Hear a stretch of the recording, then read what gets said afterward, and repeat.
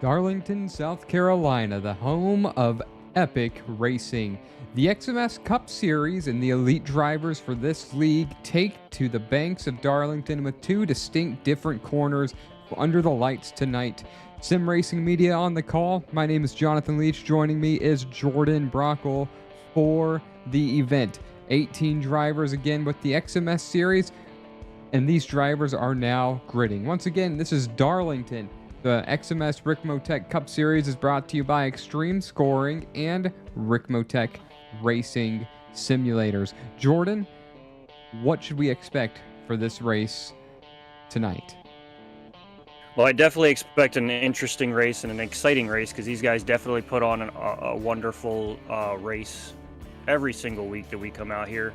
I look for it to have a lot more grip. Track temperature is not as high as it was yesterday. It's around 79 degrees. So I expect a lot of grip. I'm going to see some people really throwing it in these corners. Some long green flag runs, different strategies. I look for this to be an exciting one. And I have some experience here recently in the next gen machine, and it's a tough racetrack to tame. Two very distinct different corners. Turn one, you find yourself really wanting to do the double apex. We talked about that last night together with the Racers Elite series, and I believe it was in Milwaukee. In terms of turn one, you really want to do the double apex. Turns 3 and 4, you kind of want to be right up by the wall so you can turn down to the front stretch. But the problem is the wall comes out to grab you, and it will bite you in a hurry, and a little bit of damage at this racetrack is enough to end your day. Yeah, without a doubt. I mean, you're going to come in and you're going to get that Darlington stripe. You're going to have it regardless. It's inevitable. Just trying to stay out of that wall roughly and just kind of gently scrape it is going to be a big, massive key into keeping yourself as clean as possible. We've got 160 laps here. That's quite the long way. This is a very technical racing surface. It gets awfully difficult to hit your marks time in, time again at this racetrack. And when you're doing that as the tires wear, coming around the next time by, the tires may not be there the same way as they were last time around. And that's what makes this track uniquely difficult. And these drivers are going to have their hands full. Going to go ahead and go over the grid as David Snook is going to be our pole sitter with Daniel Krim to the outside of him. Row 2 is Dalton Fredericks and Jacob Jensen. Jonathan Cogswell, Gary Wells makes up row number 3 with Michael Thwaites and Logan Koger. Row 4. Row 5, Parker Supland and Caleb Lamb. Jordan for 11th. Followed by Taylor Bertram and Joshua Vidal. I lost my place. Wyatt Franklin and Marco Evans will round out that row. Jake Zedal and Douglas Carlson. And then Stephen Timko and Ryan Fry will round out this field. So we got 18 drivers, 160 laps. It's worth noting one more time, this is a 1.31 mile racetrack at 79 degrees on the track, brought to you by Extreme Scoring, Ricmotech Racing Simulators. Race fans, drivers, sponsors, and family members, it's race time. Here's the green flag under the lights in Darlington for the XMS Cup Series, and Snook is on the throttle with a big push from Daniel Krim. Yeah, Dalton Fredericks is all over the rear bumper, pushing that lead car out a little far, but seems to kind have dropped back. Oh, we've already got action in the back. Massive wreck, just like last night. We have a massive pileup on the first lap down the backstretch. Yeah, trouble on lap 1 happening quickly here. Didn't even get through a lap. These drivers are going to have to respect this racing surface, respect each other, or it's going to be a long night. Hoping that they can make that work. Let's see what happened here and where it started with these damaged and torn up race cars.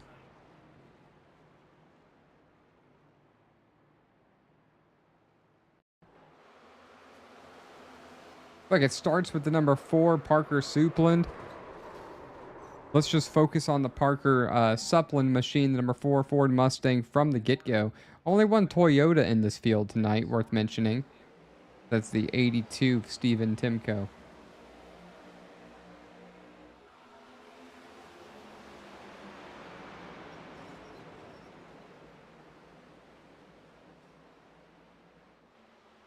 Yeah, it just looks like he gets on that little bit of an apron there, kind of, has a little bit of a wiggle, and then sends him up the track into the 25 there. All right, so quick mistake early. We're step away for a brief moment to thank the Extreme Cup Series sponsors, and we'll be right back.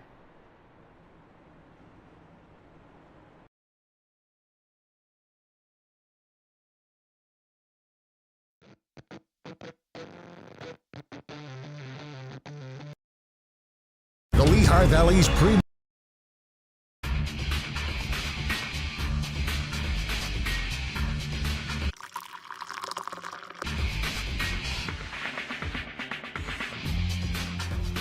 Allow Extreme Scoring to do the work for you. Ricmotech high-performance sim racing equipment. Whether you're just looking to have fun, train for race day, or become a serious esports competitor, Ricmotech has you covered. Hundreds of name brand parts. Support from experts that love sim racing. Trusted by the pros. There's only one place to go, ricmotech.com.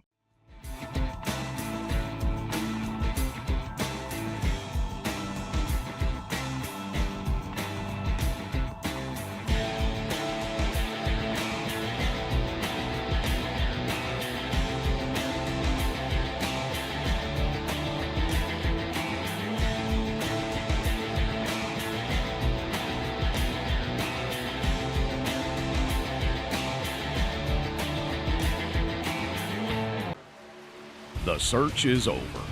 The most comprehensive oval scoring solution is here. Featuring oval playoffs, adjust drivers per round, custom number of rounds, custom playoff points, provisionals, optional win and you're in, custom playoff displays, rookie championships, optional minimum participation, and load those results in seconds. Visit extremescoring.info today.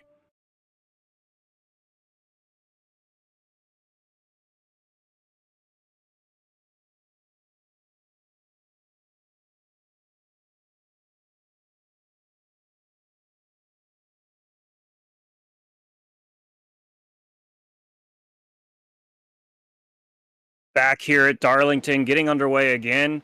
David Snook with a commanding lead off of the start there. Dalton Fredericks and Daniel Krim will follow in suit. And Dalton Fredericks really trying to work that low line with Jacob Jensen. And Daniel Krim grabs the wall. Wow, these guys are really already trying to run crazy here. And that's what's at risk at a track like this is, that wall's really easy to overjudge when you're racing somebody and you get up and into it. These next gen cars are not as sturdy as the Gen 6 machines. Either that or the damage model has aggressively changed. You can end up with some wheel damage with what you only think is a light tap on that outside wall. Yeah, I mean, it's very easy to throw these cars off, way easier than, say, the Gen 6 or even the Gen 4 cars, back in the day where, you could rough them up and not really have an issue.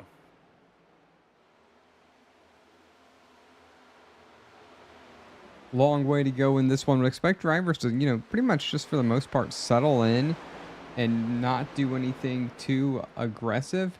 Not sure if that's going to be the case. These guys love to race, they love to win, and sometimes you just don't really know how it's going to play out. Yeah, no, and a great thing for the 64 of Jacob Jensen is he's going to inherit the points lead tonight with Michael Scott-List Ramler not here tonight. He only had about a 7-point gap between him and Ramler, and with Ramler not here tonight, I mean, he's just going to basically jump that and make up some good ground on him.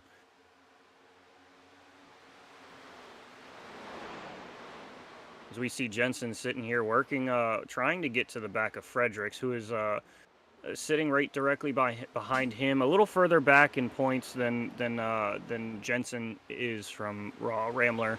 But this points race is really going to really get nailed down here as we go on, because these guys are super competitive. They really know how to run these things and make things very interesting and they always seem to make things exciting even without trying.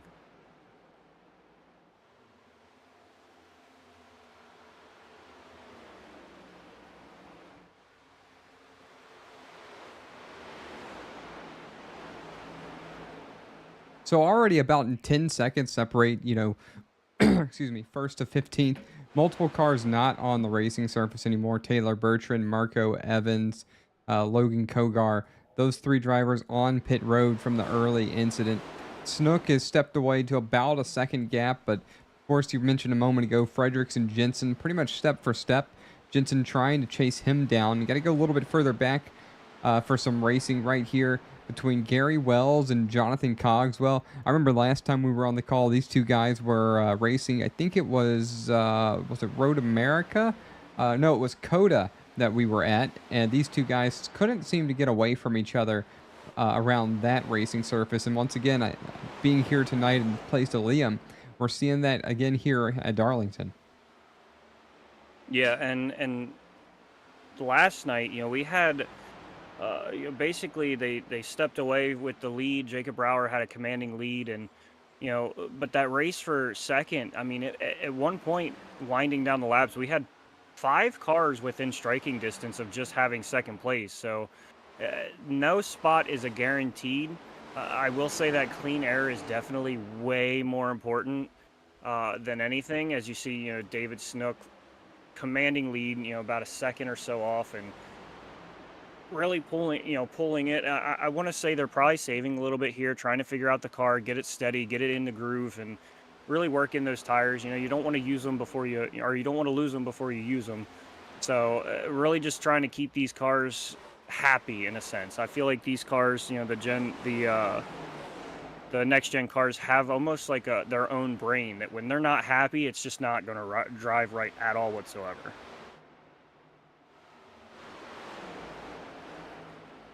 Saw a car low on track just a couple moments ago. Was trying to figure out who that could have been. I'm not certain.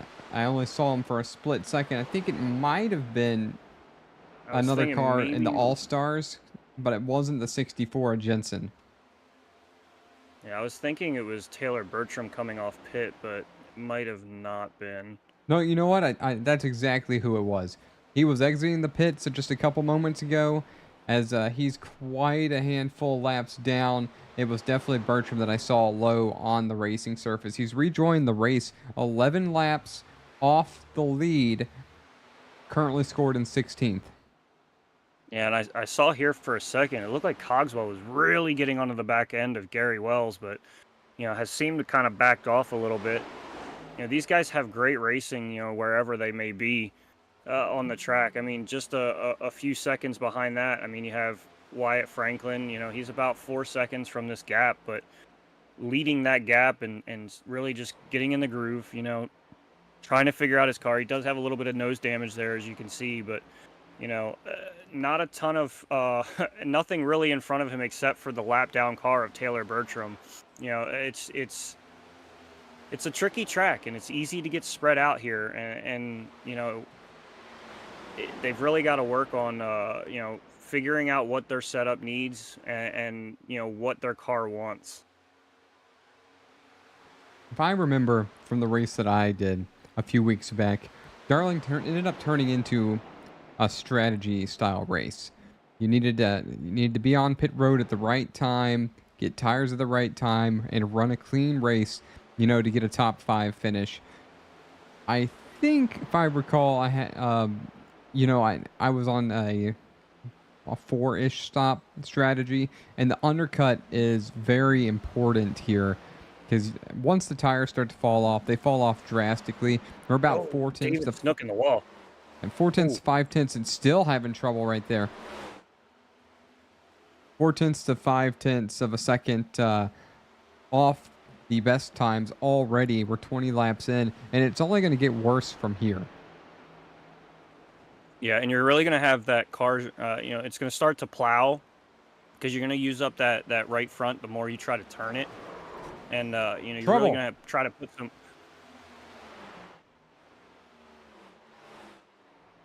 Gary Wells, single car spin. No caution going to come out right here. He's going to get back onto the racing surface, and he's losing numerous positions with a torn up race car. Yeah, that thing is definitely hurt. He's not going to have much left for this race. Try to see what happened to Gary Wells in the 87 Silverado. Making it through 3 and 4, just in front of the 84. It looks like he might have gotten a little help there from Cogswell.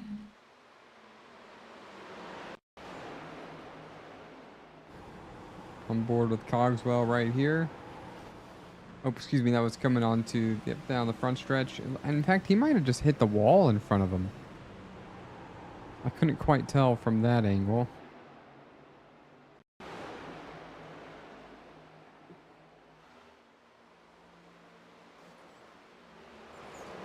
Oh, I'm just not sure and just can't seem to get a good angle at it. One more time, we'll get back to the race.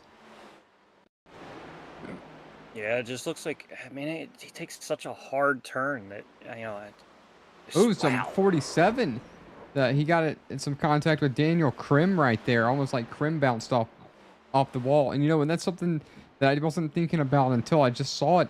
You've got to be cautious of the guys you're racing. If they bounce off the wall and collect you, it can end your night as well. That's going to be 4 machines now that have had trouble, have had to go to pit road. And Bertram has a prime opportunity here to potentially pass Gary Wells and move himself up into the 15th position.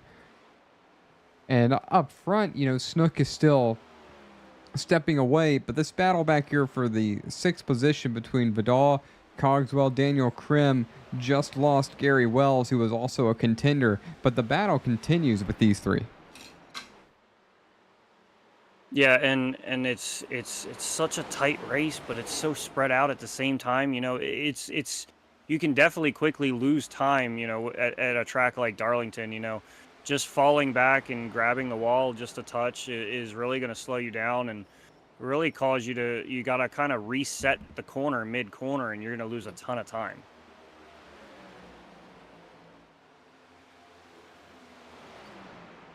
Side by side in a 184 with the advantage. That drive off is huge. Excuse me, that was 4.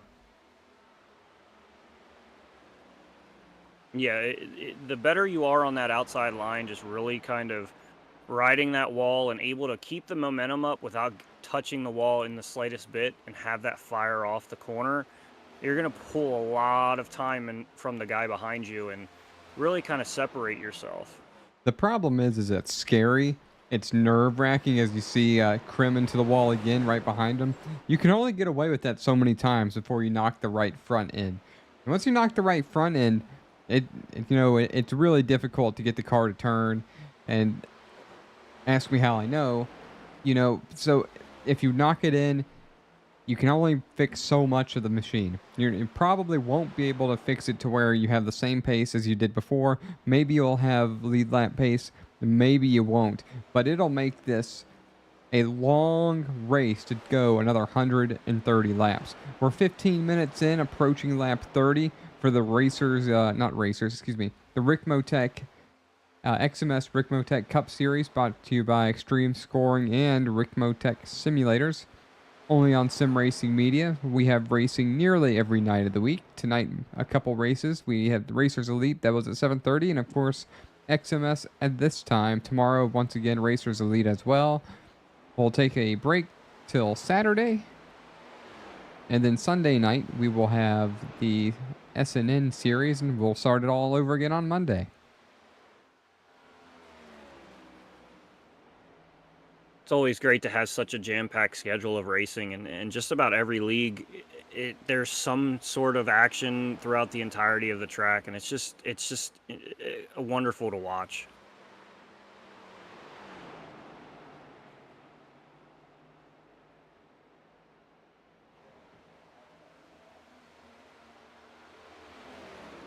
So it's starting to get spread out now other than these guys, and that's why we're focusing on them for the most part.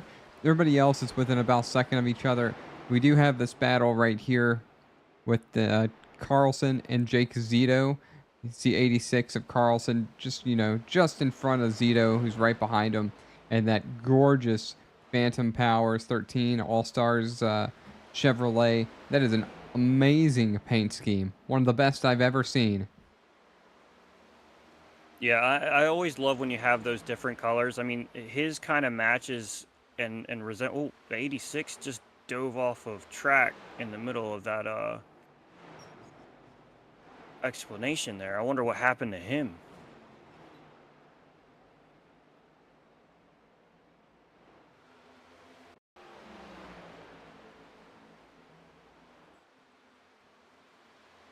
Looks like he actually just, I guess, decided he wanted to come down pit road here now. Maybe. Try to do some sort of undercut here, you know, catch everybody who's slowly losing time based on their tires and such. Maybe try to pull around them and get a little bit of an advantage on Cogswell, you know, when he comes back out. Or not Cogswell, Zdow, my apologies. Maybe there's some team strategy right here as Jacob Jensen's going to pit from third. Lap times are about a second and a half slower than they were as we're 32 laps in. So I would consider this potentially scheduled pit stops. They're going to have to make a handful more. But what I wonder is if somebody's going to, as we saw last night, is somebody going to try to stretch it for one less stop? I would not be surprised now that this race is spread out if these guys go green for the remainder of the show, which means you have the opportunity to make one less stop than everybody else. Yeah, absolutely. And I mean, we're only roughly about 20 laps from the stage end. It's going to be around lap 53. So some guys kind of cutting this first stage in not quite half, a little later than half, but you know, ultimately kind of splitting it. Oh, as Jacob Jensen gets a little squirrely coming off corner. That's that's not fun. You know, you got these cold tires and this track is loose as is. You know, no matter what the temperature of the track is, you're still going to have some kind of freeness, especially on fresh tires, and it'll catch you and bite you rather quickly if you're not careful. And so, I wonder if the situation, you want to go ahead and pit ahead of the stage simply because you think you can pick up some ground um, on some other drivers. But if you pit now, do you pit at the stage? And that's the tough decision to make. And I imagine that these machines can make it to stage one, but perhaps they can't. Maybe they're just a little bit short. Yeah, and I know these guys have tons of different thoughts and strategies when it comes to these little stages. You know, come in and get your fresh fresh rubber and run hard and get everything that you can get out of it and kind of feel out how a car works. In a shorter run, they kind of did 33, 34 laps. Leader David Snook, I believe, just came down to pit. Yeah, so maybe running it a little long, seeing how long those tires last, and get kind of an idea, and then have this little bit of a shorter run where you can maybe push a little harder, come down stage break, and get service then, and kind of just get an idea of how your car is going to react to different things.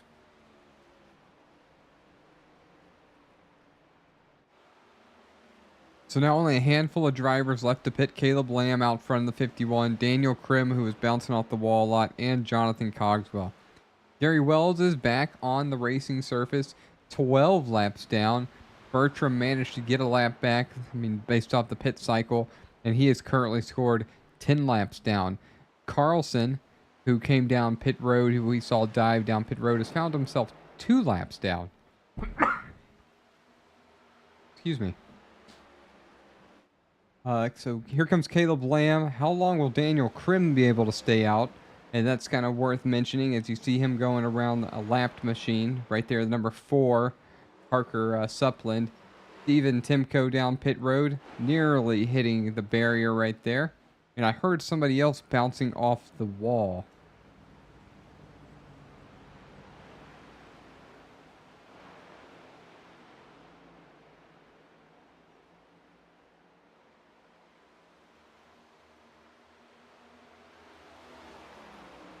Excuse me. So as as the pit stops are cycling through, only 3 drivers remain out at the top without pitting. Sort of a gaggle of machines right here around Daniel Krim. Krim, these guys on the fresher tires, as the Ford gets extremely loose back and forth. That's Parker's Supland and the Ford Mustang. Only a handful of Fords, everybody else Chevrolets, with a single Toyota, as the Ford's getting right up on Daniel Krim, and Krim has got really nowhere to go as you need that high lane to get around here, as we talked about earlier. Jordan, is Krim maybe going to try to go to the stage? Yeah, I mean, we usually see somebody try to pull it off. I know last, let's say a week or a race or two ago, we saw Ed Morris Jr. in the Xfinity Series try to pull off one of those strategies and make it to the end. And, for him, it ended up not really working out. He only went 32 and a half laps when he needed to go 33 to get to the end. But these guys are not afraid to really push these cars as far as they can and as hard as they can to get every ounce that they possibly can. And gosh, running out with 32 and a half, only half a lap short, but really you're about 2 laps short there, because you got to be able to get around under caution also. And if you run out of gas under caution, maybe you'll have a friend that'll push you. But I do believe in iRacing, you'll drop positions the same way that you see in NASCAR racing. When drivers run out of fuel, if you get past and you can't catch back up in a timely manner, you start dropping those positions for whatever reason that may be. He's got about a 5-second gap to Jonathan Cogswell, and Jacob Jensen is a hot minute back, 23 seconds, significantly faster on the racing surface, but certainly not going to catch him before the end of the stage. Yeah, I mean, there's a possibility that these two might just end up deciding, they went long enough. I'm not really sure on the fuel strategies for here.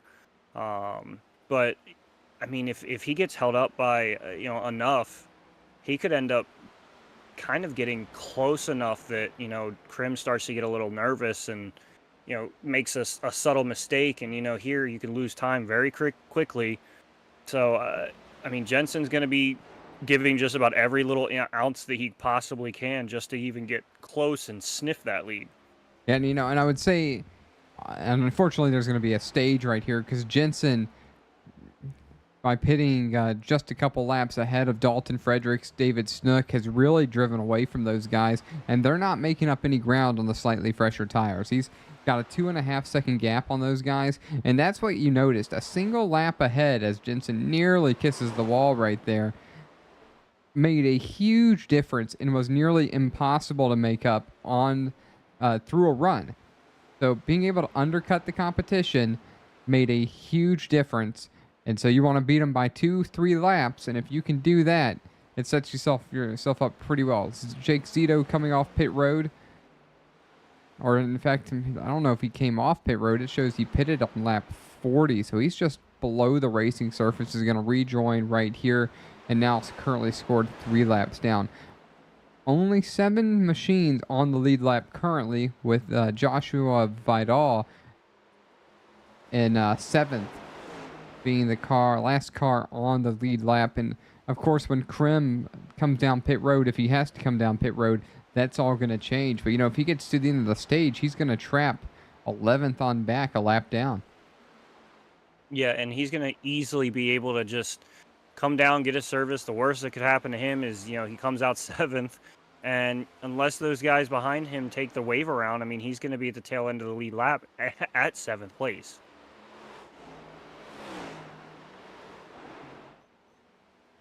And so we've got 2 stages, and then how long is the third run going to be? The final stint. Troublesome.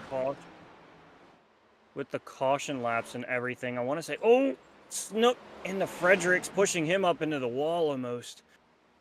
But I'd say we'd probably go back green around 55, 56, 57 or so, and that would leave us just over 100 laps to the end. 100 laps to the end. We're seeing drivers pit around lap 33, but now we've seen that we can get to 50. Will somebody just, try to make it one stop. Could they make it in a single stop? As Snook just might have disconnected. We're hoping that he shows back up. There he is. He has reappeared just in front of Dalton Fredericks. You can only blink out for a handful of moments before the server will remove you from the race, and that's a slow machine right there in front of the 41. Who was that? I think the Gary Wells machine. It looked like the 32 of Fry. Yeah, that is correct. Fry, the 32 Chevrolet, slow in front of the 41. And Jensen really has ran Krim down, but still 12 seconds behind. Wyatt Franklin's going to bring his GT Concept Chevrolet down pit road. Yeah, just not enough time for Jensen. I think if he would have had a lap or two earlier on his pit stop, maybe he would have been able to run him down. But Krim just hanging on for everything that he's got right now. And I mean, it's worth noting right here is Jensen pitted 20 laps ago, and it would probably take him about 28 laps to catch Krim. So in that case, you got a 50 lap run. These guys start pitting, at 50 to go. It might work out for you to just stay out and not pit. But you gotta think about that, and as you're driving, you're probably not gonna notice that. Now that we're talking about it on air, somebody might try it, but that's not the norm, and it's definitely not something that I'm thinking about. I'm not watching subtly Jensen on my relative slowly creeping up on me. He's made up 10 seconds in 21 laps. I'm not doing that math while I'm driving. I've got too much going on working the corners. That's what a crew chief is for, but we know in iRacing that's fairly rare. I would love to put a series together that does have a crew chief per driver to help with this information, especially because you could take that crew chief, bring them into the booth, and talk to them about how their driver's feeling, what's going on, what they're expecting to happen through the race. Do they have any kind of strategy plan? But it's really hard to get that extra support for these events. Yeah, and I think that would just add a depth to the realism too, as well, to be able to have crew chief interviews and stuff like that. I mean, it just adds to the realism. And that's the whole purpose of the sim. So getting closer now. Snook chasing down Cogswell. Snook only a second away from him, and that's gonna be the stage right there is Daniel Krim and Jonathan Cogswell. David Snook and Jensen. Jordan, I would expect everybody to come down pit road. Gonna trap 10th on back, a lap down.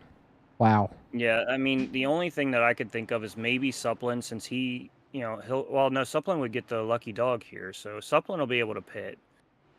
Everyone else, yeah, I believe would pit and just kind of hope for some cautions to fall. I don't think taking a wave around to get one lap back is going to be a good advantage for you. Well, we just saw that you can make it to the next stage. So if you take the wave around and then just run it and be slower, you could probably get there. But as these drivers are pitting, we're going to step away and let Extreme Scoring tell you why they're the sponsor for the Ricmotech Cup Series. We'll be back.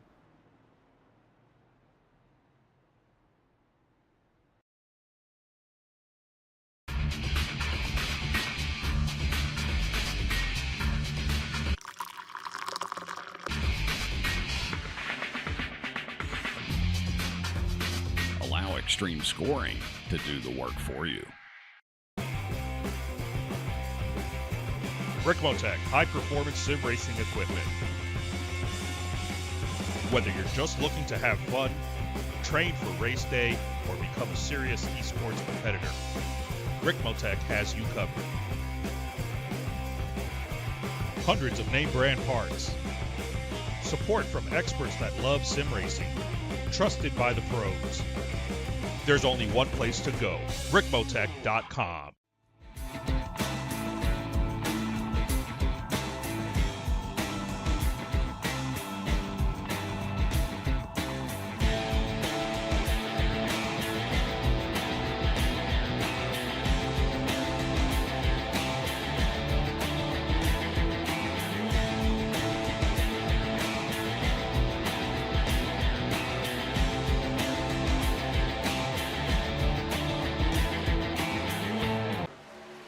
The search is over.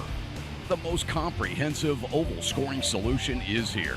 Featuring oval playoffs, adjust drivers per round, custom number of rounds, custom playoff points, provisionals, optional win and you're in, custom playoff displays, rookie championships, optional minimum participation, and load those results in seconds. Visit extremescoring.info today.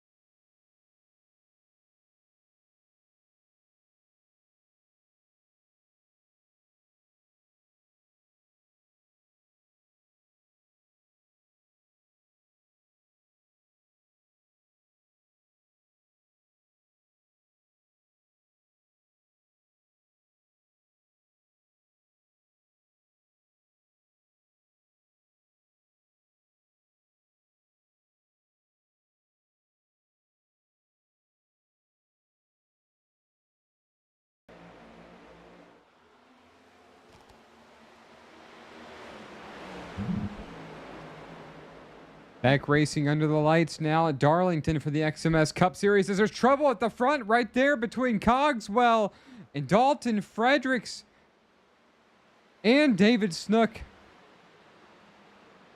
What a way to start stage 2. Yeah, that was absolutely insane. Fredericks threw it in there, and David Snook was just an innocent bystander in that. We're going to watch it go into green right here. If you just got here, the action is heating up, and it's going to change the whole complexion of the race. Dalton Fredericks and Snooks, the front of the field here. Here comes the number 20. It's just going to make a really aggressive move, and it just doesn't work. Just, you know, a bump right there. I mean, in fact, he probably didn't mean to do that. I bet the 47 checked up a little bit. And then, you know, 2 contenders, massive damage. And it's going to change the whole complexion of the race. I mean, absolutely. Snook was absolutely dominating this race. I mean, no issues in sight, was just absolutely dominating this. And now, I mean, he's heavy damage, and I mean, he's just going to be fighting to, you know, get some kind of good finish here. I mean, he's going to be several laps down, and it's going to really set him back points wise, and that's going to be hard to recover from today. Yeah, it looks like neither of them are very happy right there. I would just guess with, you know, seeing Dalton Fredericks tapping that 41, you know, perhaps the 41 did just kind of get out of the throttle, and the 20 just wasn't expecting it. And then that's what kind of happened. It didn't really seem like he dove it in after we watched it again. But nevertheless, now Jacob Jensen was probably the odds-on favorite. You know, Daniel Krim is sitting in third. What can he make happen? You know he's going to drive it hard, like we saw him bouncing off the wall multiple times through here. But, you know, we've still got 100 laps to go. Another hour of racing. And the top 2 cars just suffered extreme damage. Yeah, and I mean, Jensen is on rails. I mean, he's shown that he can get around here just as good as those guys. So, like you said, I feel like he's just going to be almost the instant favorite here to win this thing. And, you know, I know that some of these other guys are going to have a lot to say with that, but it did just look like, I bet if we asked both guys, they would have a different answer. I feel like David might be like, he hooked me, or Fredericks would be like, he let up. So in the heat of moment, I'm sure they're not happy whatsoever. But what's great about this league is they'll hash it out, they'll talk it over, and then they'll go back to racing next week, and it's all washed away. That's a pretty good way of looking at it. Perhaps this would be a good time to try to get in touch with Jonathan Cogswell before we get back to racing, Jordan. If you want to try to get in touch with him, he's currently leading that 84 Ford Mustang under the lights.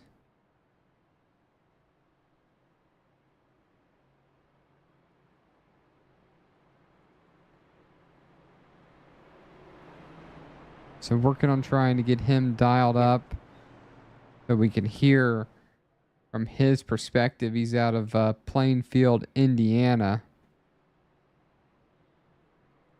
Jonathan Cogswell, it's Jordan and John up in the booth. You got a copy? Yeah, how you doing? Doing great. You find yourself in P1. You stayed out with Krim there, and really kind of stretched it, and really worked to keep that second place there. What you got in store for these guys? This is my favorite track, so if I'm ever going to win at any of them, it's this one. Well, you're sporting a great number. We share the same number, 84. Love it. I always root for you every week. Before we get you back green here, is there anybody you want to shout out real quick? Just League for having me. Good to be here.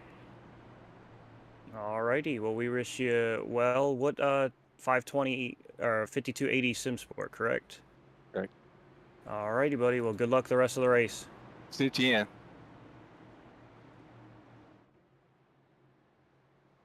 And he sounds so confident. He said this is his favorite track. If there's ever a chance to win, he's going to win here. And that pace car takes a hard left turn. Cogswell with the control. He certainly seemed very calm during that whole interview portion. Not like he was couldn't really get him out of whack, because he's gonna get on the throttle nice and smooth right here, slide right up in front of Jacob Jensen to get the turn in turn one that he's gonna want.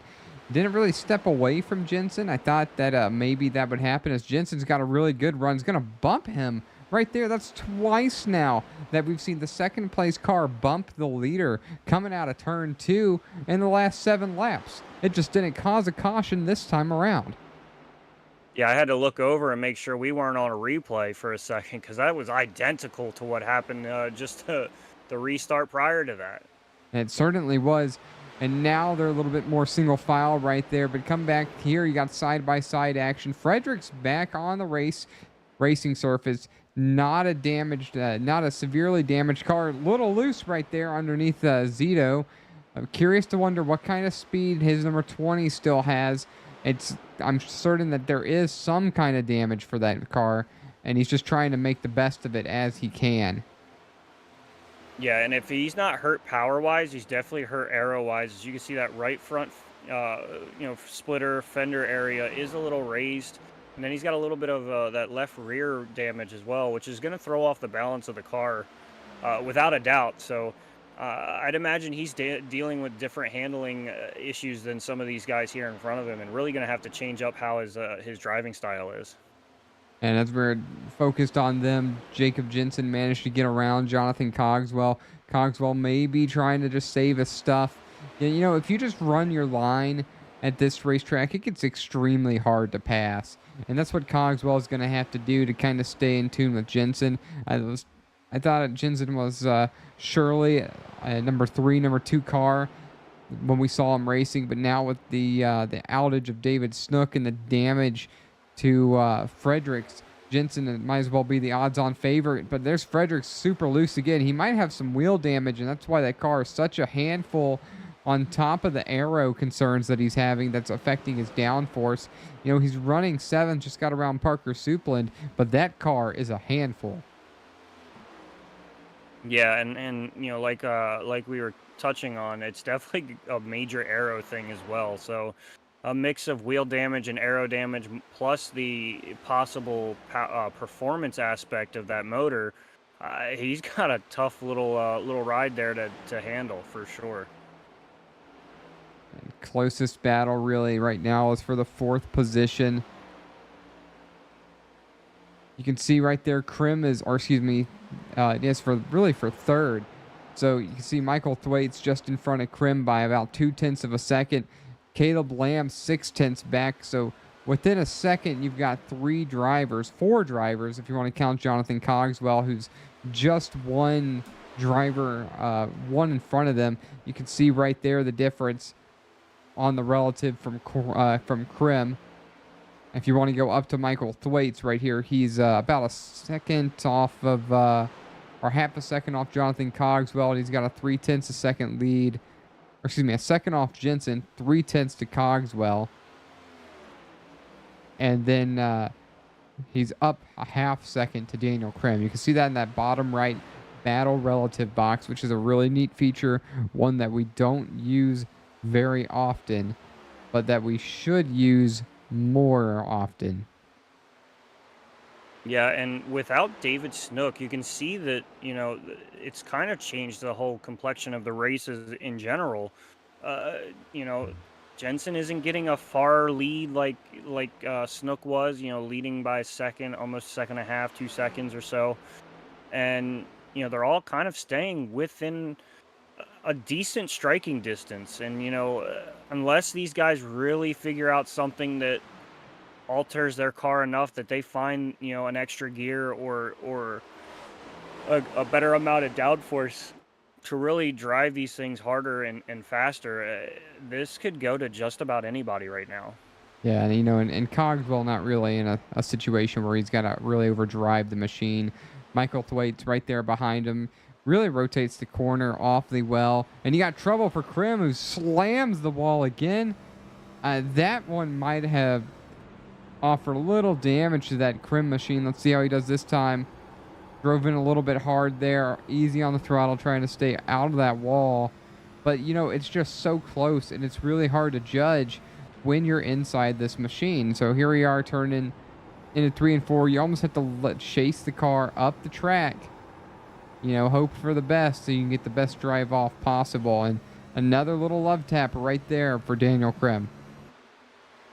Yeah, and I know for me that turn to exit always gets me, because I feel like it almost bottlenecks a little bit there on the way out, and you can really misjudge that. Get back to the throttle way too early, and just you end up having to either really check up, cost yourself a lot of time on corner exit, or you're going into the wall and effectively ending your day.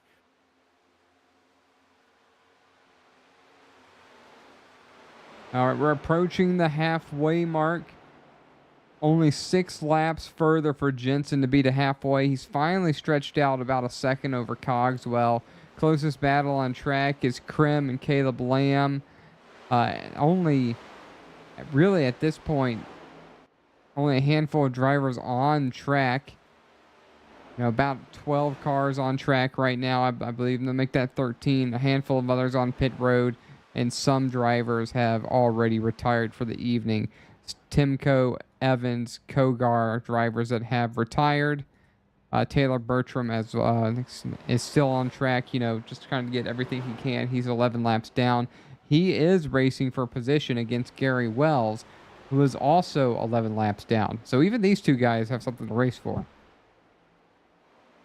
Yeah, I mean, you'll always have something to race for somewhere, somehow, some way. And you never know what's going to happen, with anybody else in the race at any point. They could easily have a massive 5-car pileup, and that's 5 positions you can gain just by them, being out of the race and essentially going more laps down than you. Excuse me. And Jensen getting awfully close to the wall right there, closer than we've seen so far. And another really close, gets real close to the wall, entering turn 1 to get a drive in. And you could see him right there. He really made use of that diamond effect. We'll go on board with him right now. You see just how close he is to the wall and the amount of banking on this track. You pretty much dive into 3 and 4, let it slide up the track a little bit, and do your best to keep it out of the wall. You know, it's awfully tricky, but watch going into turn number 1. He's going to get right up on the wall a little bit. He's going to turn in kind of low. It's going to rotate back up high, and then he's going to try to turn down to get out of the corner. And that's really how you make speed here. Yeah, the better line out. Oh yeah, as we start talking about the drive off and line, he smacks that wall really good. Yeah, I mean, it'll just come out and bite you, and it's what the racetrack is known for. And Darlington is just about as much as surviving the race as beating the competitors. Jensen stepped away another 2.25 on Cogswell in the last few laps. Seems like Cogswell's machine might be going away, or Jensen just is a little bit better. Fredericks has managed to get to 6th, not running lap times remotely near what he was earlier, though. Yeah, and I most wonder if, he's got that long strategy in his mind a little bit. Realizing that he wasn't really gaining anything on Jacob Jensen there, and, really just having to hold off Michael Thwaites and, maybe trying to pull that longer strategy, save some tire, only use it when he has to, when he's under some kind of threat from Thwaites or Krim here, and maybe try to stretch this out to do a one-stop strategy. Yeah, well, we know he's got to have an extra set because he only pitted once in the race. Jensen's pitted twice, Thwaites 3 times. Not certain if they all took tires, but we know Cogswell certainly didn't take tires once in the first run. So, just maintaining second might be all he needs to do if it gives him an opportunity to have an extra set of tires at the end. And, you get the right run. So you restart 9th with 20 lap fresher tires. With 10 to go, I would reckon to say you can do a lot of damage from that position. Yeah, I always say most tracks, when you're in second, you're almost in control of the leader in some aspects, depending on where we are. And you also have that ability to be a little bit more relaxed in a sense where, the guy in front of you, he's wondering, if you have anything for him, if you have anything left, and if it comes down to, say, a fuel strategy, what do you have saved over what he has? And he starts running through every kind of outcome in his mind, and takes his mind away from racing as much. And he could easily make a small mistake that ends up costing him the race. It only takes another couple bounces off the wall for any of these drivers, and the race is over. We go back to the standings right here. You only got 8 cars on the lead lap. Carlson's a lap down. Zito's a couple laps down. The 95 of Wyatt Franklin's 5 down. Then you get Bertram, who's running in 12th. Gary Wells back on pit road, so gave up the position to Bertram. So really, we're looking at 13 drivers on track right now. Snook has found his way back out on the racing surface, has the opportunity to pass Gary Wells here in the near future. I'm certain that's going to happen. That's going to happen in about 6 more laps if Wells doesn't get back on track. And I'm thinking Gary Wells has retired from the evening as well because we're not seeing his machine. Yeah, and truly just unfortunate for Snook there, fastest car in the field, running away with it, pulling second after second on these guys, and now he's just fighting for every position that he could possibly make up here.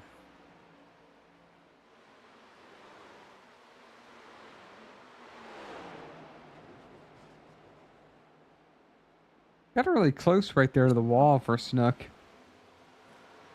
Another little bit of contact for that machine in front of him. I think that was the 95 Wyatt Franklin. Really trying to stay out of the way. And that's one of the things that Darlington can do, too. As a lapped car, you try to stay out of the way of other guys racing for position, and you change your line just a little bit. You end up in the wall, go around, and now the caution comes out. Yeah, and at somewhere like here, it just happens in an instant, too. It's not even something you can really sense coming. It happens. It doesn't give any warning. You don't go, oh, here I go, or feel any kind of difference in the car. It just one little mistake, and you get sucked into the wall, or you drive off too hard and spin the tires, and Ooh, gonna be a it's little just contact right there. Didn't mean to cut you off. There's little contact with the 41 and the 51 of Caleb Lamb. The 41 being David Snook, of course. Laps down, just trying to go around. Bumps Caleb Lamb.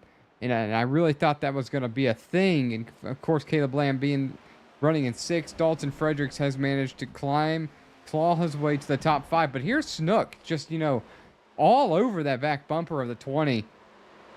And really, I feel like kind of cut him a break right there. He easily could have ended the race to the 20. Instead, he just shoved him a few times and then went on his way. Yeah, I think that was just a little bit of a possibly hey, wasn't happy with that. Now we're good. Let's go racing. It doesn't have to necessarily be a wreck or retaliation of any sorts. Just kind of a bump. Hey man, I wasn't happy with that, and then go about your race. And pit stop starting, however, Zito, a couple laps down, isn't going to affect the top 7 or top 8 that are on the lead lap. Maybe a little bit, but I wouldn't expect it so. And honestly, if I was Zito, I would stay out. I would have gone to the end of this run, to try to get a lap back. But instead, he's chosen to pit. Daniel Krim did manage to get around Cogswell. He still rides the wall, and he just continues to make speed, even though he's tapping the wall ever so much. Here's Thwaites, and Snook driving around another one. What could have been? Yeah, and I mean, even with all of that damage, and I know he's got fresher tires than these guys, but even with all that damage, still just flying away. Yeah, only 5-6 lap fresher tires, but you're not going to be able to recover for him being 20 down. But he's out there for brownie points. Let me pass everybody. He's essentially passing 3rd place right now. And it's just to prove a point that he was the guy to beat. He just passed Cogswell. Not too much further in front of him is Daniel Krim. And then only about 3 more seconds to get to Jacob Jensen. I'd like to see if he can get there. I mean, it'll be more bittersweet if he does. But getting his lap back the hard way really is, proven to the field that the only reason anybody has a shot is because he's out of the race. As you see Krim in the wall again as Snook tries to go by and does. Yeah, it's definitely got to give him some sort of, kind of just a good feeling. It's not going to be a great feeling just because of how, he should be in the lead right now, but it kind of shows that he does have the speed, that he is the guy to beat, and, kind of gives him just a little bit more motivation to come out here next week and really run away with it. Yeah, and and I also think that the 24 of Taylor Bertram is going to be out of play for Snook to be able to catch. We're approaching a lap 100, and Snook, giving it everything he can. Unfortunately, too late. Jacob Jensen has people rooting for him in the driver chat, so Jensen's going to certainly want to try to hold on to this. A bit of a commanding lead now over Krim, 3 seconds. We'll see Snook come into play. There he is, just at the top of the screen, down the front stretch. Laps winding down here for stage number 2.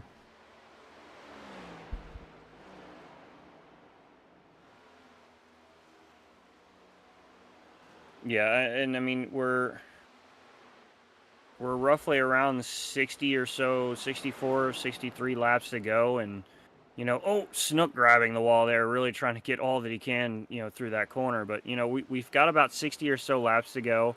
I think some of these guys might start to push it just a touch, trying to get to as far out and as strung out as they can. We're gonna get kind of close to these guys hitting around 50 or so laps on these tires relatively quickly. So it's going to be interesting to see what some of these guys start to think of doing and going through, just to get some spots and really move themselves through this field. The 86 Douglas Carlson at risk of going a second lap down. Really needs to do anything and everything he can to stay in front of Jacob Jensen. And I'm just not sure he's really going to be able to hold him off. But this is going to be an interesting thing to see right here. The stage is only a few laps away. Can he stay out in front, to keep from going another lap down? And if I'm Carlson, I'm doing everything I can not to just give Jensen this position, this spot. And he was doing everything he could, but Jensen's just there and he's just too fast. Yeah, I mean, Jensen's definitely showing that he's the guy to beat now. Now that we have Fredericks, kind of damaged and Snook several laps down. Jensen's just kind of out here, just gonna try to, keep gaining and keep leaving these guys behind and try to just pull off a win. And it's worth mentioning, aside from Snook, excuse me, I'm saying too many uhs. Dalton Fredericks' fastest car on track. So he might have found a way to get this damaged number 20 machine to work for him. And he's going to get an opportunity to pit again and repair a little bit more damage. And with only 8 drivers on the lead lap, he can get away with falling back to 8th with some repairs and trying to get back to the front. He's running last time by 0.4 of a second faster than Jacob Jensen.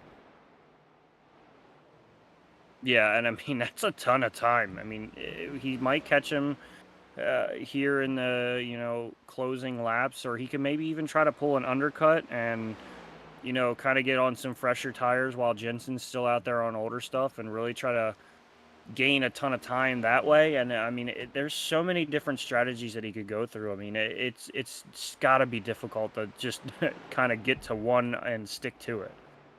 Here comes Jensen. Carlson's going to choose to pit right there with him to try not to lose any more ground.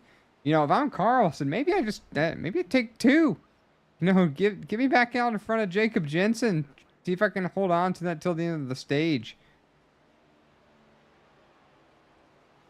Yeah, anything to kind of keep yourself in front. I mean, he's not going to get any laps back unless we do get a caution. We've got 58 to go. There's still plenty of time for a caution to happen, but without that, I mean, he's going to have to just either get it back the hard way or wait for a caution. There's multiple drivers: Fredericks, Jensen, Supplin, Carlson. Does Krim and Cogswell stay out for the whole stage again? I mean, they've already gone roughly 50 laps, so they're going to have to pit here shortly, and just to be able to go the next 50. Again, without a caution, I mean, they're nowhere near going to make it. Well, I mean, they're going to get a stage break. Unless I'm wrong here. Yeah, so this will run out until the end of the race. They get the one stage end at 53, and then the next 100 or so laps are all under one stage. Oh, my mistake. I misunderstood earlier when you were giving the information on the stage breaks. So in that case, he will have to pit, and them running it out right here without a caution is going to be trouble. Now, there are guys on fresher tires. We've seen them get kind of loose. Stuff get kind of hectic as you see a driver in the wall right there as Jensen goes around. I'm not certain who that was. I think it might have been Joshua Vidal. It was indeed him. Taylor Bertram coming off pit road now. Now 5 cars on the lead lap. Caleb Lamb is the last driver on the lead lap. He's got about a 12-second gap to Daniel Krim. Jensen's 27 behind. Jensen is 40 seconds behind currently for the lead. We do know that will cycle around, and he's got about 10 seconds on Dalton Fredericks at this time. Yeah, and we saw him stretch it out as far as he could earlier. I did hear while we were on break, I did hear Krim kind of clutching it through the corners as he was getting back up into the pacing speed and into the group. So I think he was trying to save every little bit so he could get as much as he can get out of this run of tires and fuel. and stretch it as far as he can go. You know, he's got to be getting very close. So, I mean, only time will tell. I mean, he's given up a ton of time here, but if he's able, perhaps, you know, you give up a ton of time, but you got 20 lap and there's cautions out. You know, and that may be just exactly what Krim needed to see. Oh, it's right there behind Michael Thwaites, Vidal, and the number 4 of Supland. And see, once again, that's going to change everything. Because, I mean, that's Jensen more lead lap cars damaged. Yeah, and that's, I mean, Jensen and you know, all of them guys, they're going to have to stay out to get the wave around. So, I mean, they're going to have fresh stuff still. But, I mean, having to take the wave around and Krim's just going to get a free pit stop here. Trying to see what happens right here. You know, the Ford just thought he was clear and he wasn't. Yeah, and I mean, it's really hard to gauge, you know, where someone is. And, you know, we have the spotter, but, you know, it doesn't necessarily do as much as you need it to. You know, kind of like to your comment about having a crew chief do all the things that, you know, we wish we could from in the car. Sometimes you feel like it would be nice to have a spotter as well. Yeah, most definitely, for sure.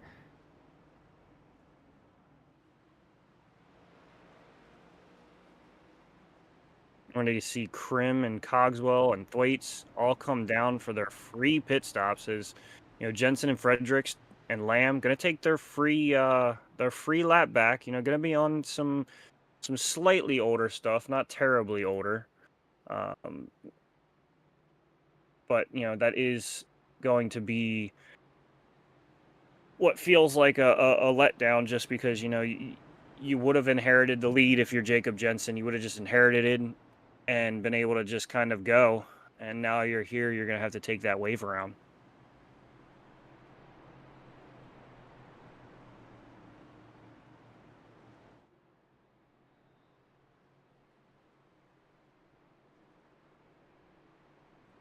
So it looks like Krim is going to win the race off of pit road. Vidal is going to be getting some repairs. Actually, no, I believe Thwaites might have been the one to win the race off of pit road there.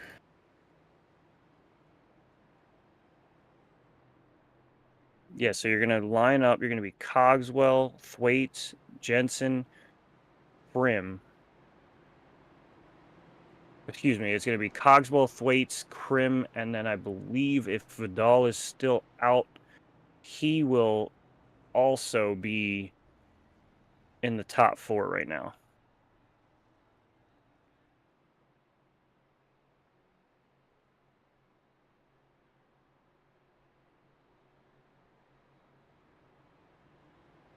So it's going to be an interesting run here. You know, Jensen and them, they're not on much older stuff. They're going to be on roughly about 7 laps, you know, older tires, which is not going to be a big difference as we start this restart. But as they wear out, you know, they're going to wear down just a tad bit more and tad bit sooner than, you know, that of Jonathan Cogswell, Michael Thwaites, and Daniel Krim.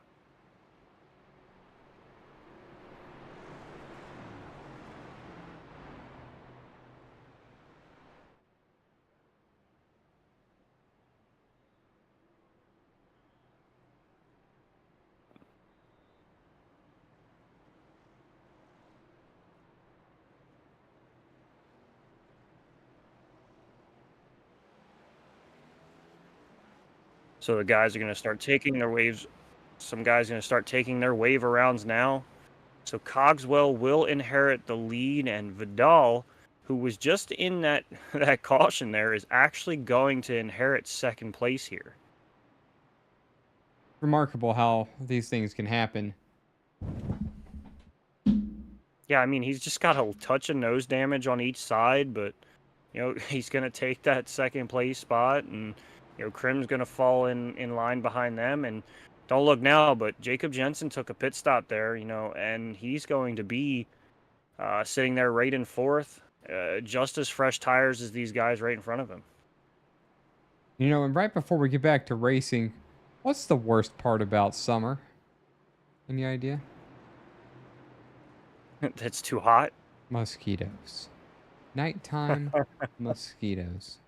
Left the Yeah, window mosquitoes. open. My home is now infested. Yeah, there's nothing worse than that. But you know what's great is we're back under green as Cogswell takes off like a bullet. He said he had his favorite track, one of his best tracks, and you know he's going to set sail, try to get a gap as far as he can because he knows that 64 of Jacob Jensen is going to be hot on his tail here in the next couple of laps. Yeah, and Jensen's in third right there. He's got a second and a half already on to Cogswell, but Cogswell really needs to step away. And the thing that's going to help him is that he's got side-by-side action right there, you know, with Vidal and I'm really confused. My timing is all out of whack, and the caution's out once again for Caleb Lamb and Parker Suplin.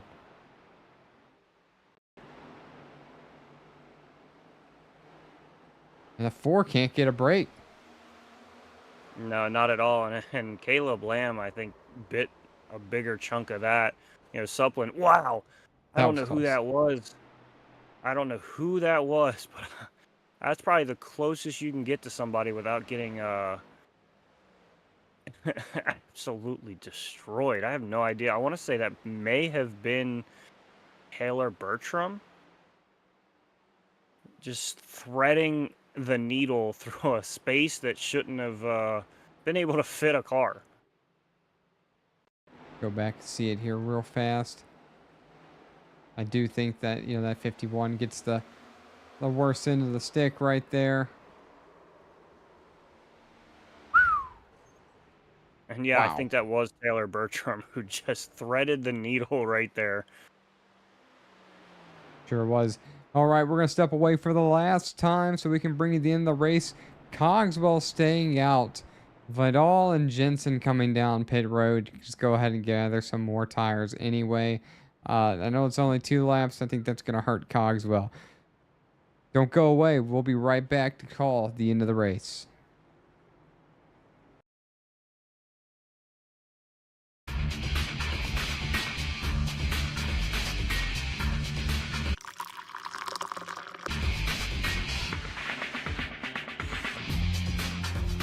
Allow Extreme Scoring to do the work for you.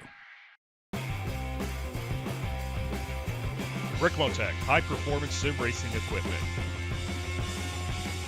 Whether you're just looking to have fun, train for race day, or become a serious esports competitor, Ricmotech has you covered.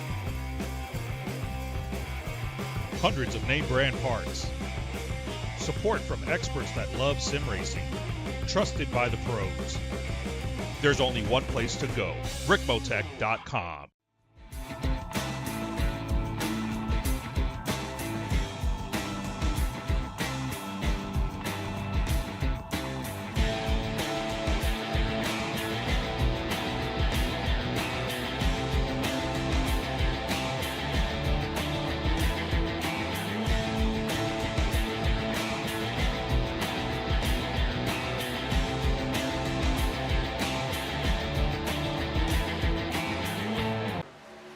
The search is over. The most comprehensive oval scoring solution is here. Featuring oval playoffs, adjust drivers per round, custom number of rounds, custom playoff points, provisionals, optional win and you're in, custom playoff displays, rookie championships, optional minimum participation, and load those results in seconds.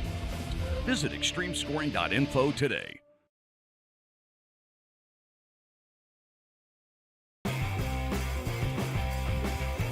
Ricmotech high-performance sim racing equipment.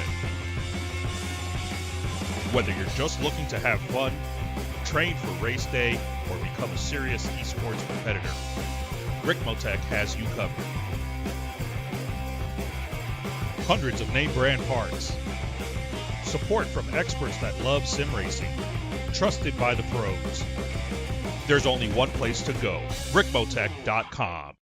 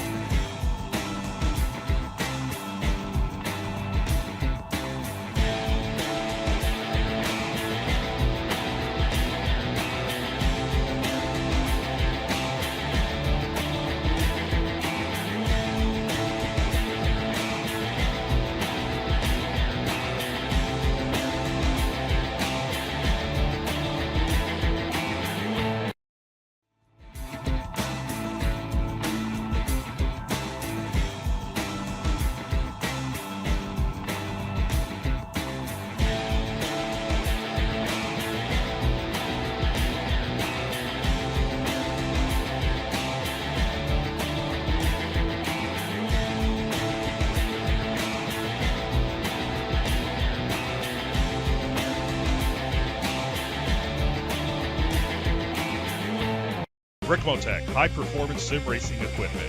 There's only one place to go, ricmotech.com. The search is over. The most comprehensive oval scoring solution is here. Featuring oval playoffs, adjust drivers per round, custom number of rounds, custom playoff points, provisionals, optional win and you're in, custom playoff displays, rookie championships, optional minimum participation, and load those results in seconds. Visit extremescoring.info today.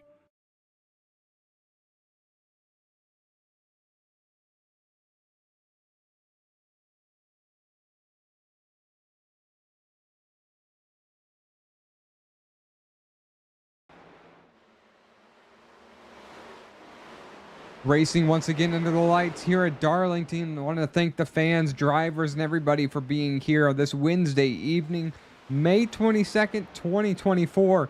Jonathan Cogswell is just out in front of Daniel Krim. Jensen and Krim collide. Caution is out with 40 to go.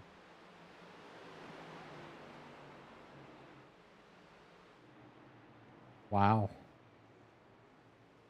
Let's see that happen again.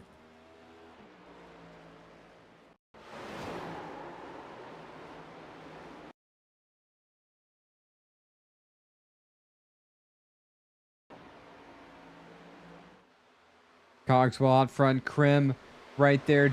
Krim kind of into the wall, a little bit bounces off, hits the 64. Krim's the one that gets the brunt of it, goes around, not too damaged, narrowly missed by the rest of the field. Jensen up to P2. Significantly fresher tires now. 6-lap fresher tires for Jensen over Cogswell. If I'm Cogswell, is this the point where you want to just might as well come down, try it, grab some tires? Now you want to have the fresher tires. You'll be restarting 7th. But I think it might be worth the risk, and he's going to go ahead and stay on out.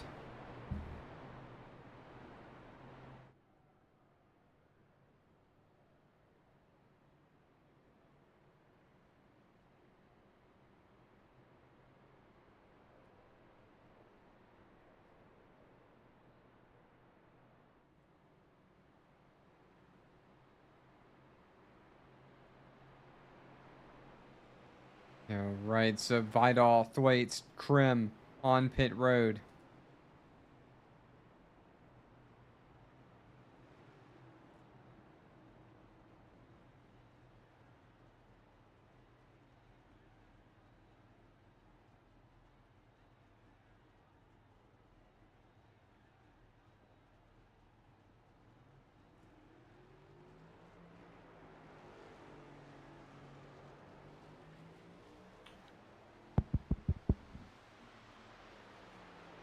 Just, what a race so far. Yeah, absolutely. And I mean, the intensity just keeps picking up more and more as we go. And we see Jensen there get a little happy with his bumper, and just a little bit of miscommunication, and it happens. Racing incidents happen.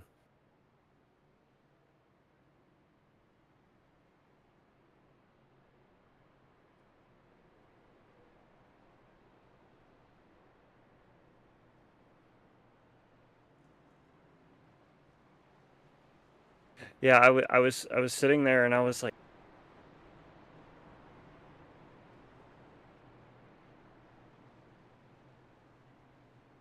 pushing for every inch that they possibly can get, and just kind of, they kind of just come to the same spot at the same time, and just end up wiping each other out a little bit. And I know if I was Cogswell, I was hoping that Jensen went around right there. Instead, he didn't. I would say that's his closest competition. But, Dalton Fredericks is back. Snook is still 19 laps down. I don't think he's going to be any competition for the race win here. But does he get back to Fredericks and pull Fredericks out of this race? Fredericks is in third. Jensen is in second. We know that Fredericks was a fast car early, a little faster than Cogswell. I really think Cogswell is just a little bit slower than those two, but a little slower might be enough when you're out front. So he needs to get a big gap and hope that these two, Fredericks and Jensen, maybe Caleb Lamb, throw haymakers back and forth with each other and give him an opportunity to get away. He'll have about 35 laps to go here till the end of this one. And, you know, we're just going to... Yeah. Just gonna have to see what how this goes, and I mean, I'm rooting for Cogswell. You know, he called it favorite racetrack. If he's gonna win, it might as well be this one. So I'd like to see it happen, but that's not how this always works. And you know what? So stay strong, Warrior Enterprise. 7-8 drinks deep at barbecue. Scott Ramler. I think Scott Ramler. No, it's not Scott Ramler. For a second, I thought that he lived close to Dave Regal. But I think that's in a different series. So my mistake right there. Anyhow, pace lights are out. What does Cogswell have for these guys? It'll be 35 to go. Only 6 cautions in this evening. Jensen's going to have the high side. You know, Fredericks down low. Maybe Fredericks can dive to the inside of the 64 and get those two guys battling. Did the 64 just hit the wall right there? I believe he might have. Nerves right here. It's going to be who's the calmest. Cogswell into the restart zone, brought to you by Extreme Scoring and Ricmotech Sim Racing Gear. The 84 is going to get a pretty good launch right here. And here's Fredericks to the inside of Jensen, and as well as Caleb Lamb. This is what Cogswell needs, is these 3 guys to battle back and forth for second. Buy him a little bit of time. Here comes Jensen back to the inside. Frederick is going to try to cover. Jensen to the inside. If he's not able to make the pass right here, he's going to lose momentum out of turn number 4. He's not going to be able to. They're going to touch. Jensen's going to get all out of whack. He's going to have to try to regroup, move Fredericks back to second. It's taken him all race, but now he is back to second where the earlier incident happens. Jensen slides up in front of Caleb Lamb. Yeah, and Fredericks said, I'm not going anywhere. I'm staying right where I need to be, and Fredericks is just going to try to track down the 84 of Cogswell. Jensen, I think, had to let out of the throttle a little bit right there. Was at risk of maybe clipping the wall. Almost touches it right there. Meanwhile, Cogswell has a half-second lead over Fredericks. He seemed confident when we interviewed him earlier. Basically said we'll talk to him at the end of this race. He's only got 33 more to go to make that happen. Yeah, I mean, that's as close as to Babe Ruth as you could get if he pulls this off, is, you know, calling his shot and hitting it. You know, and I can't say for sure here. I think he would prefer this stays green. He's stepping away from Fredericks. These guys back here are have something to say about that, as this is turning into a hornet's nest with Caleb Lamb, the 47 of Krim, trying to get through traffic. Vidal's there. Here's Bertram, you know, laps down, but he wants to mix it up just because he can. Yeah, and you know Snook is going for as much bragging rights as he can. If he can get out in front of Cogswell and just kind of run out front of him, he can basically just go into next week like, yeah, you know, I should be the winner. You know, things didn't fall my way, but you know, it should be mine. If he gets up there the hard way again after bouncing off Caleb Lamb, bounce off him again right there, you know, obviously Snook is driving angry right here. But if he gets around the leader again, that'll be twice that he has gotten his lap back the hard way. You know, just showing even that damaged race car and the level of talent that he has for the field. Cogswell slowly extending his lead over Fredericks. Fredericks maybe falling into the clutches of Jensen. Can he hold Jensen off long enough to give Cogswell an opportunity? Cogswell running faster than Fredericks last time, but not faster than Jensen, as Jensen is slowly making up time on that 20 machine. Daniel Krim coming down pit road. Yeah, and the more that Jensen and Fredericks fight, the better it's going to start looking for Cogswell, because, you know, those guys side by side, you know, they touch a little bit, they, you know, grab the wall trying to hold that outside line, or, you know, whatever it may be, is only going to give Cogswell more time ahead of them. Yeah, and Jensen can't really afford to wait for too long here, but at what point do you start pushing the issue? You know, the wheels in my head are spinning for the Daniel Krim pit stop unless he had some damage. I don't think at this point you really needed to pit with 30 to go. I think he's alone in that endeavor. And we're not going to see any other drivers come down pit road at this point. Jensen looking to line up's got a really good drive in through 3 and 4. Looks like he's going to get out of the throttle. Maybe a touch right there to stay out of the wall. He's going to lose some ground to Fredericks this time around. Cogswell almost to 0.8 of second gap over these two. Yeah, he's just managing the gap right now, and he's just continuously just hitting his marks, driving his race, driving the track. You know, he said it's one of his favorites. Well, that it was his favorite. So, you know that he's just going to give it all that he can. Next closest battle on track between the 51 of Lamb and Joshua Vidal in the 26. 0.3 of second separates these two drivers. Michael Thwaite sort of just in the middle. These are your lead lap cars. Everybody else is separated by laps. Suplin's 2 laps down. Krim now 3 laps down. Zito in the 13 is 4. Franklin is 8. Bertram 14. And of course David Snook, barely not in the wall right there, is 19 down, trying to, you know, just go take another lap just because he can. Yeah, and like I said, that's just going to be a confidence booster to show that he's got speed. He can run it down and just get everything the wall that he right there, top of the screen. Sorry. Yeah, definitely pushing every bit out of that car right now. Then why not? Here's Michael Thwaites. He has caught Jacob Jensen. Thwaites trying to help out Cogswell. Did Jensen possibly drive it too hard?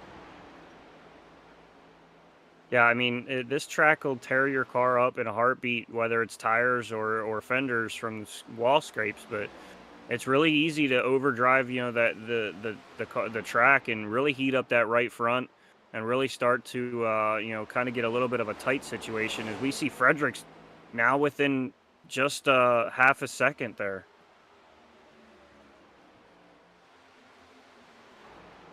Cogswell, yeah, you know, Fredericks closing in somewhat. Here, 23 laps to go. Closing is one thing, getting there is another. Cogswell has the ability to kind of manage the gap. You want to hit your marks as the leader right here. Behind him, Thwaite side by side with Jensen. And we were really thinking Jensen was the guy to beat, not Dalton Fredericks. So at what point is Fredericks going to fall off, or is he going to get there? These two guys, rough side by side. Thwaites backs out of it. Going to try to regroup, try this again. Meanwhile, here the gap still stays about a half second. Last time around, Fredericks was 0.07 of a second faster. We'll see what the time is this time around.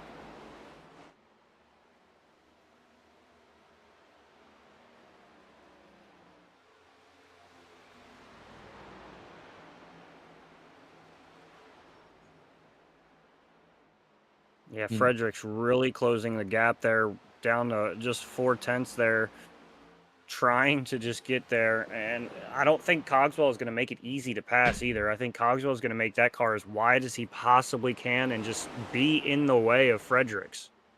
That's all he can do here. I mean, we saw you know, in the NASCAR race here a few weeks ago that air blocking is a thing. I'm not sure how well it works in sim racing. I certainly know if you're Fredericks, you don't want to follow Cogswell's line exactly, as this gap's now only 0.3 of a second with 20 to go. Is Cogswell starting to fall off? What about Jensen and Thwaites, both of those drivers? You know, Thwaites is there, just waiting for Jensen to make a mistake as Thwaites turns to the inside of Jensen. Are they going to come together out of 4? They're not. Jensen in the wall. Thwaites gives them room. 0.2 now. Fredericks has chased him down. He's not there yet. Fredericks is high right there. Might give up a little bit of time. In fact, actually has a great drive off.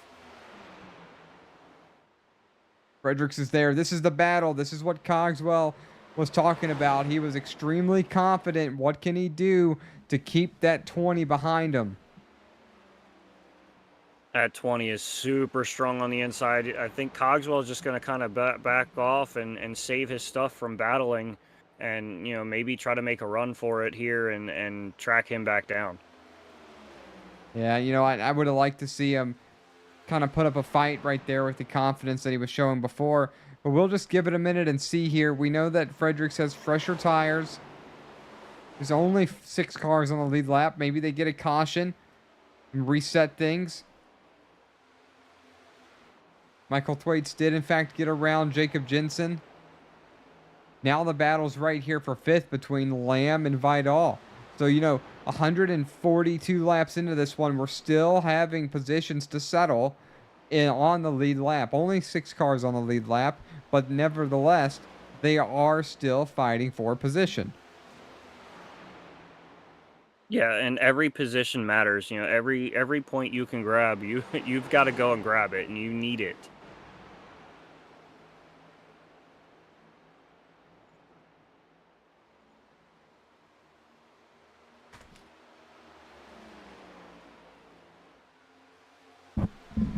Just under an hour and a half race time, 17 to go. Fredericks has just gone around Cogswell, who we saw pretty much just give it to him if you're just now joining us. Want to thank you for being here tonight for the last 16, make it almost 15 laps for XMS, the Ricmotech series at Darlington. One of our highlight shows of the week. The competition is between Fredericks and Cogswell. Thwaites is in 3rd, a little faster than the top 2. Possibly might be able to get there. Last time around, he was a 1/10 of a second faster than the leaders. He's going to need more than a 1/10. Well, I take that back. A 1/10 will get him there. But he's going to need more. He's going to have to keep up a 1/10 per lap in order to get him to the lead here. And, of course, catching Cogswell and getting around him is different. Jensen is starting to fall back. Whoa. Jensen Jensen got really loose. In the wall again. His car's just falling apart. I think he was racing really hard and ended up over controlling that machine. That's pretty common with student pilots. When you're learning to become a private pilot, you over control the aircraft, and by over controlling the aircraft, you take your stable approach and you make it unstable. And if you over control these race machines, you just wear the tires out, and then of course they become unstable. And now we're seeing that with Jacob Jensen. Yeah, and it's he needed and wanted every bit out of that car, and for the most part he was doing really well with it. But it just, after pushing it and pushing it and pushing it, it's just gonna slowly fall away from you. Yeah, and here we go, Michael Thwaites. He's got 0.3 of a second now to Cogswell, or excuse me. He had Cogswell, and then about another ½ second to get to Fredrickson. Or Fredericks. I don't know why I said Fredrickson. Mr. Fredrickson, that guy is the guy from Up. What a great movie, honestly. Oh, 100%. Thoroughly enjoy that movie. But you can see the difference right there. He's 0.2 of a second away from Cogswell, and then about 0.8 of a second away as he's going around Cogswell right there. Cogswell's going to kind of pretty much just give up the position. Got a feel for this guy. He didn't exactly call a shot, but said he was very confident of this racetrack. And and he's showing a little more than we've seen from him in other racetracks around. He's led a handful of laps tonight, quite a bit. Of course, there's some help with David Snook having trouble and others having trouble. But he's run a really good race for the driver of the 84. Yeah, and all kinds of praise to him. Like you said, it's one of his favorite, and anything in that top 3, I think he's going to be happy with if he can hang on and keep himself from Jensen's grasp. But he's still running a wonderful race. Definitely putting in a good showing, and it's going to definitely bring up some confidence for him, and it should definitely kind of carry over into more races this season. At this point, with 10 to go, what I'm curious to see is, can Thwaites catch Fredericks? He is he's 0.05 of a second faster last time than Fredericks. He'll need more than that with 10 to go. This time he was about 1/10 of a second faster. He's still got 0.8. He's going to need a 1/10 a lap, and he can get there. But we know that that's not relative. Fredericks can make a mistake, and Thwaites can bite off a big chunk here. Yeah, and Thwaite's looking to grab another win, you know, in the last second. You know, he took the Xfinity Indy race by a last lap pass, and, you know, after the leaders got together. So, I mean, he could just be waiting for another one of those, you know, if he can't run him down.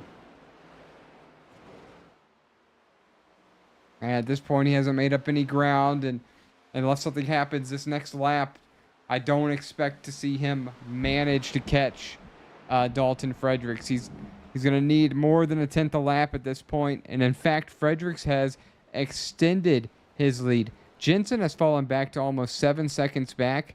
I'm not sure if maybe he had to save fuel, didn't put enough fuel in it, or if that car is just falling off. We'll go on board with him and see how he's doing in fourth here. You know, awfully smooth, but quite a bit of time, you know, spent around half throttle. So it's almost like he's really just nursing that 64 machine around at this point.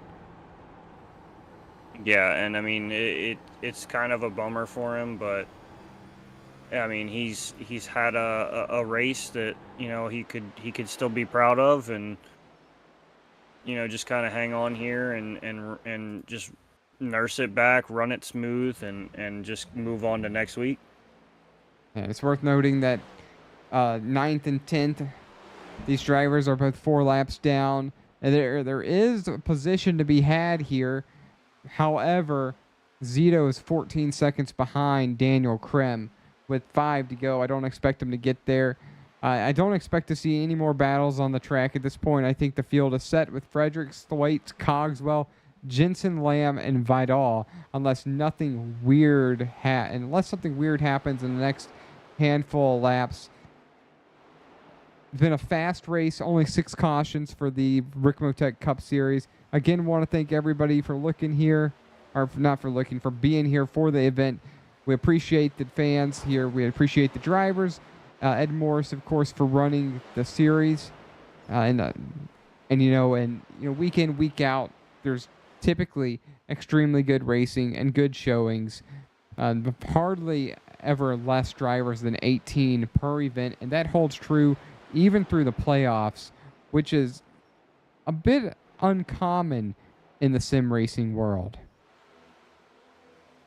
Yeah, these guys constantly put on good shows and good fields, and everything is always exciting, and you know, it's always lovely to be here and watch these guys. You know, Ed Morris and Gary Wells and the guys, they really do a wonderful job across both series, and you know, they make it fun. They like to try to figure out new ways to engage everybody, and you know, they do a wonderful job here.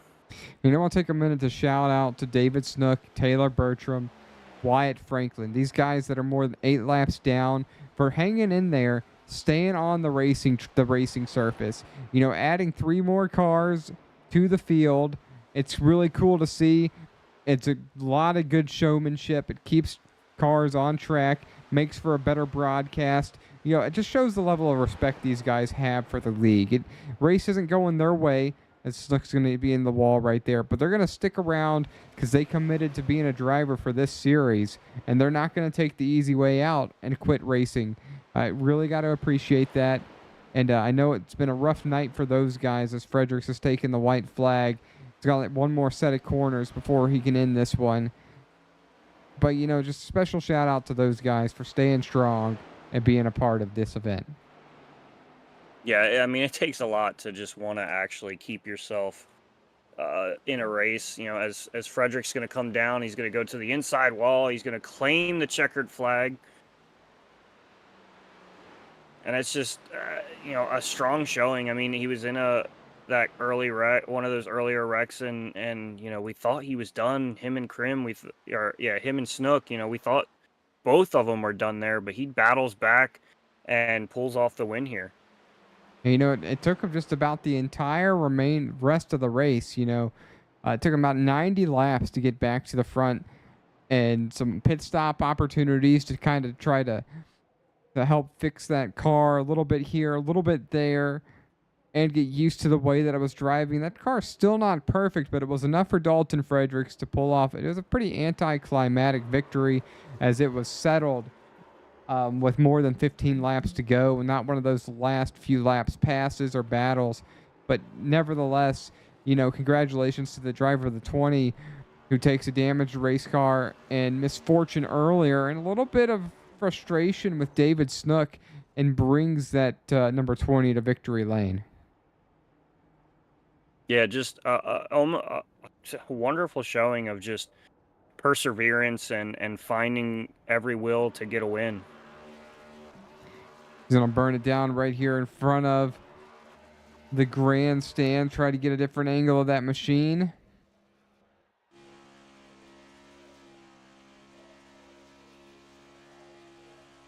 Wonder how long he'll stay at this out of Iowa.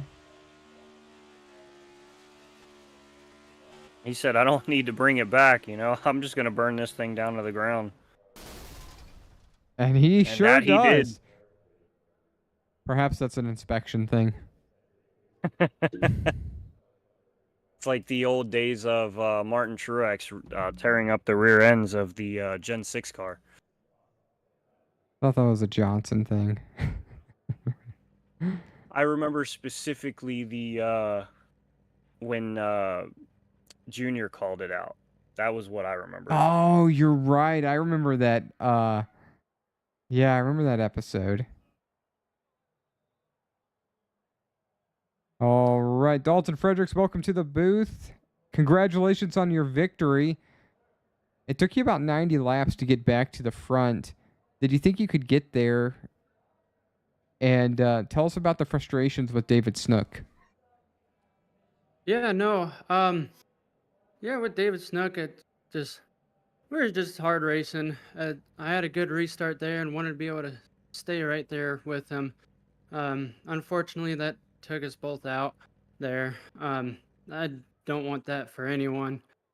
But after that, we had about almost 3 minutes worth of damage, so I thought our car was going to be not that great for the rest of the race. But it actually made us looser, which made me a lot happier throughout the race. So car still felt good, was running good times, and we were able to slowly make our way back to the front and eventually win it. Well, that's something new. I've always talked about damage can sometimes help vehicles, but you're the first person I've ever heard actually tell me on air that their damaged car got better for them. That's pretty incredible. Yeah, this race was really tight, and that damage loosened up the car, which made me really happy. It was a little hard to control at first. I had to relearn the track a little bit, but once we got it, the thing was bad fast. Awesome. Well, you're here in Victory Lane, virtually, of course. Is there anyone you'd like to mention before we move on and close this race on out? And what are you looking forward to next as we head into next week? Yeah, I'd like to thank everyone at the shop, All Star 15 TV, Detoured by Design LLC, McConey Setup Shop, Nerds Do Nerd Things, everyone else that helps us out. Want to thank them a lot for being with us. I want to thank Joe for everything he does for us, all the help he does. Gary, thank you, Gary, for all that you do for us. AJ, thanks for everything you do for us.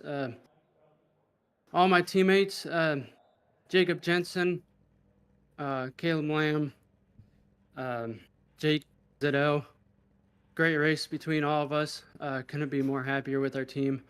Like to thank my parents. I'd like to thank Frank and Drew. Shout out to you guys. And thank you guys for broadcasting the race. This was definitely a fun one. Yeah, it was an excellent race. What an interview right there. Seems like you're pretty used to giving these things. This is Dalton Fredericks, your winner tonight here at Darlington. Congratulations, and we'll see you next week.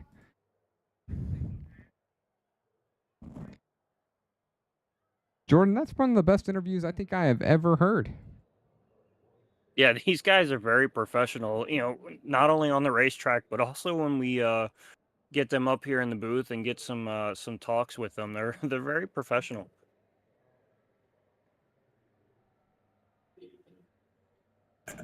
Right, bringing now Michael Thwaites, Jordan, standing by with him as a runner-up for the evening. How you doing, Michael? You come P2. You had a good race, got around the, I believe it was Cogswell there at the end. Really showed a strong showing. Do you think there was anything more that you could have given it to maybe run down Fredericks? No, as soon as I got around Cogswell, my tires just fell off just instantly. So no, I don't think there was, but I'm satisfied with second because I made quite a few mistakes in the middle of the race. Just like I sped on pit road on one of the cautions and just so, and then I don't know, I got loose out of two really bad, and then I don't know, it was a good race though. I'm happy with second. Yeah, you definitely showed strength there, and I was telling John, I was like, he might be sitting there waiting for hopefully an Indy incident to happen again, and see the C's part for him and get a cup win this time around. It was definitely on my mind there for a second, but then I think Dalton got around Jonathan pretty quickly, so I didn't think there was going to be, unfortunately, that he didn't have really once he got around him, he didn't have somebody that was on his pace, so. But yeah, it's all right. Yeah, and you guys are going into a little bit of an off week. You have the 50-50 race next week. Do you plan on running that, or are you going to just try to set your sights on the following week after for another cup race? That's a good question. I haven't decided yet. I usually don't run them, but we'll see. This one does sound pretty fun, so. Yeah, well, we definitely look forward to catching up with you in the next league race and seeing you continue to pull off some good finishes. And before we set you free, is there anybody you want to shout out to? Yeah, of course. Definitely Ed Morris and what he does with Extreme. And then, of course, Kevin Ford, too. He's also part ownership in it. They run a great league. Ricmotech, been a long-time sponsor. And, of course, what you guys do, SRM. We certainly appreciate you taking the time to speak with us, and we'll wish you luck for the following weeks. Thank you. Good talking to you guys. All right, only one more to talk to as I'm going to bring him to the booth now. Jonathan Cogswell, welcome back to the booth. You seem pretty confident that we'd be talking to you at the end of this one. I know you were hoping for it to be a first place finish, but you've got to be proud with your showing tonight. You led a lot of laps. You gave it kind of all you got. You didn't really put up a fight when Fredericks and Michael Thwaites got by to you. Is that just to talk to the amount of respect that you have for your fellow driver in this series? I wore my tires out more than that. They was taking just a little bit different line out of two than I was. I was cutting it a little more. And I think I was just pushing too hard, trying to stay in front of him. But this guy's faster. I let him go. It's a fair point. But anyway, a really good race for you. And you mentioned this is your favorite racetrack. Tell us what makes this track so fun to you, and what's the greatest challenge here? It's fun to me because it's like a roller coaster, and like roller coasters, like raising your hands and closing your eyes, just letting go. Yeah, it certainly is every driver can have a roller coaster race. Drive around the track kind of feels like that, as each corner is uniquely different. Anyway, Jonathan, congrats on P3. Finishing third out of 18 in a league like this is an awfully impressive run. Is there anyone you'd like to mention before we let you go? And are you planning on running the 50-50 next week? If I do run 50-50, I'm probably going to run Xfinity because I'm doing better there, points-wise. But I'm glad to get this podium. This is my first podium in Extreme, so I'm really happy about that, especially after being just pummeled every week. Yeah, well, that makes this even that much more exciting. So congratulations, for sure. The Caliber League here, a long time ago I raced here, and I thought I was pretty competitive. And then I got to this series, and I was not as competitive anymore. So there's a really strong core group of racers here, and third is nothing to hang your head down about. So great run. Is there anyone you'd like to mention? Just so I'm glad I got a podium because now I feel like I belong. Well, you most certainly do. Jonathan, thanks for the time, and we look forward to talking to you again. I hope so someday. I'll see ya. See ya. All right, Jordan, we're going to wrap this one up. We pretty much saw how it finished. You know, not a lot changed in the final 10 laps. Throwing the results on screen. We talked to the top three. Jensen brings it home fourth after showing that he very well could have been the race winner, but I think he just sort of ate up his tires trying to run harder the last run. And it didn't quite work out for him. But No, not. I was like, not at all. You know, he knew that he was going to have to put everything into it just to even get up to Fredericks, you know, and really fight through them. And you know, just ends up falling off. And you know, once you fall off here, it's really hard to make any kind of comeback. right, you know, and Caleb Lamb, Joshua Vidal, those are the top six. Those are the lead lap drivers. Then from there, you pretty much sprinkle them out a lap down, 3 laps, 4 laps, 8, 14, 19. And then the drivers that ended up calling it a night early: Gary Wells, Fry, Timko, Evans, and Logan Kogar.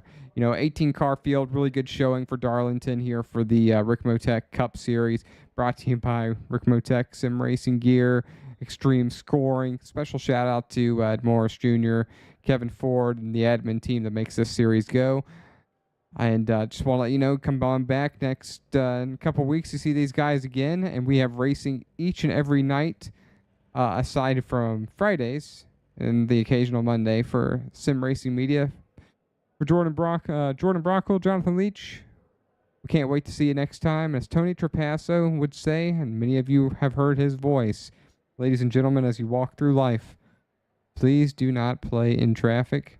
Good night. We'll see you next time.